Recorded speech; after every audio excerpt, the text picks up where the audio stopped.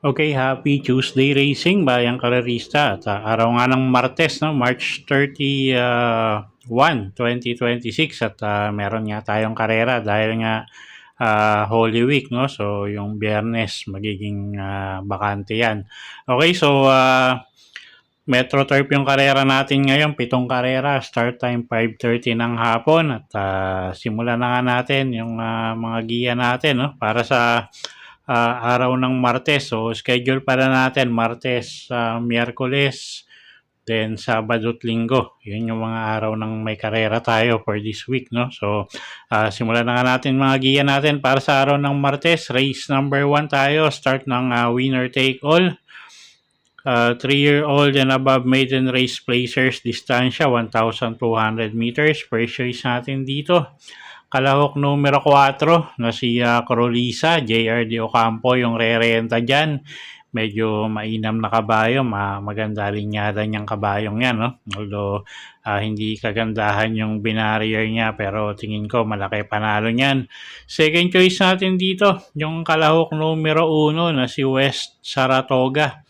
Pabs Cabalejo naman yung re-renta dyan. So kung may kursonada kayong iba dyan, dagdag nyo na lang. Alam nyo naman pag non-winner, mga race 1, biglang nagkakabulagaan. So dagdag na lang kayo kung may kursonada kayong iba. Okay, so sa race 1, first choice numero 4, Crolisa. Second choice numero 1, West Saratoga.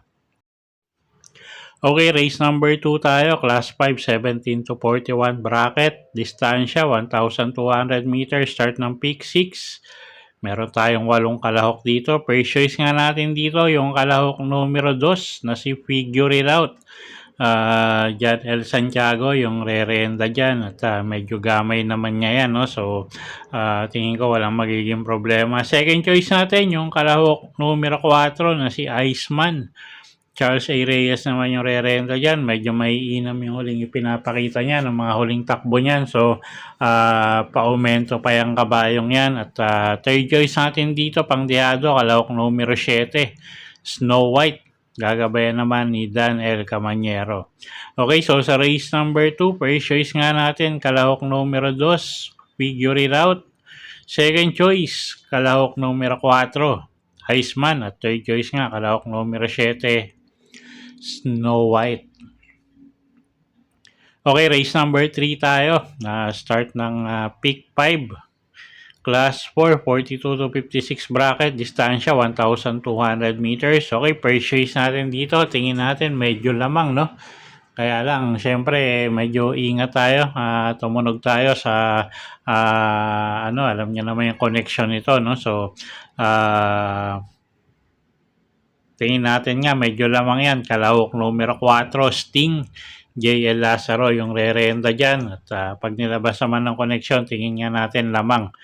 At second choice natin dito, kalahok numero 5, Noble Touch. Gagabayan naman ni John Alvin Guse. Okay, so sa race number 3, first choice nga natin, kalahok numero 4, Sting. Second choice, kalahok numero 5, Noble Touch. Okay, race number 4 tayo. Class 4, 42 to 56 bracket. Distansya 1,200 meters. Start ng peak 4. Okay, first choice natin dito, kalahok numero 6, Angelic Boom. Gagabayan niya ni Mark Angelo Alvarez. At medyo mababa sa grupo yan, no? At magangin laban ngayon. Alam mo, isang imported horse yan at siya nga yung first choice natin dito. Matuling kalahok yan. Second choice natin yung kalahok numero 4 na si Sabel. Gagabayan naman yan ni A.R. Villegas. Pwedeng iuna yan, pwedeng isunod, pero tingin nga natin, isusunod lang dito yan at medyo maraming matulin. Okay, so sa race number 4, first choice nga natin, kalahok numero 6, Angelic Boom. At second choice, kalahok numero 4, Sabel. Okay, race number 5 tayo. Class 4, 42 to 56 bracket. Distansya, 1,200 meters. First choice natin dito, kalahok numero 7, Batang Cabrera. AP Asuncion yung re-renta dyan at medyo mababa nga sa grupo yan, no? At tingin natin yung maganda pa yung post position niya nasa pinakalabas, so may pwesto agad dyan. So first choice natin numero 7, Batang Cabrera. Second choice, kalahok numero 2, Couple Entering Bang at Catalytic. Gagabayan niya ni JR De Ocampo at ni Jan Alvin Guse. Okay, so dito sa race number 5, first choice nga, kalahok numero 7, Batang Cabrera. At second choice natin, Couple Entering numero 2, Bang at Catalytic. Okay, race number 6 tayo. Penultimate race, class 4, 42 to 56 bracket, distansya 1,200 meters. Okay, first choice natin dito, kalahok numero 1, Easy Way. Pabs M. Cabalejo yung sasakay dyan. Medyo magaang yung laban ngayon, so tingin natin medyo malaki panalo niya, no? Numero 1, Easy Way. Second choice, kalahok numero 8, is Polarium. Gagabayan naman yan ni A.R. Villegas at medyo maganda post position yan. Pag nauna, tingin natin malaki panalo. At third choice natin dito, yung kalahok numero 4, Pangdehado, Sealed with the Keys. Okay, so sa race number 6, first choice nga numero 1, Easy Way. Second choice, kalahok numero 8, is Polarium. Third choice nga natin, Pangdehado, kalahok numero 4, Sealed with the Keys. Okay, race number 7 tayo. Last and final race for the day. Class 5, 17 to 41 bracket, distansya 1,200 meters.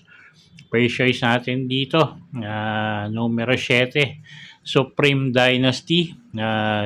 J.A. Pastoral yung sasakay dyan. Medyo maganda post position niya. At mababa sa grupo yan. So, first choice natin yan, kalahok numero 8, Supreme Dynasty. Second choice, kalahok numero 2, Rule the World. Gagabayan naman ni Pabs Cabalejo, gamay ng hinete. Pwedeng iuna yan, pwedeng isunod. So, siya yung second choice nga natin. At kuha tayong third choice dito, Pangdehado, kalahok numero 4, California King. Gagabayan naman yan ni Noel Lonar. Okay, so sa race number 7, first choice nga, numero 8, Supreme Dynasty. Second choice, kalahok numero 2, Rule the World. Third choice nga natin, Pangdehado, kalahok numero 4, California King. Okay, so yun po yung mga giya natin para sa araw ng Martes, March 31, 2026. Sana po yung makatulong sa pagpili nyo ng mga tatayaang kabayo. Inuulit ko po, kayo pa rin po masusunod kung saan nyo itataya yung pinagpaguran yung pera. Good luck po at happy Tuesday racing, bayang karerista.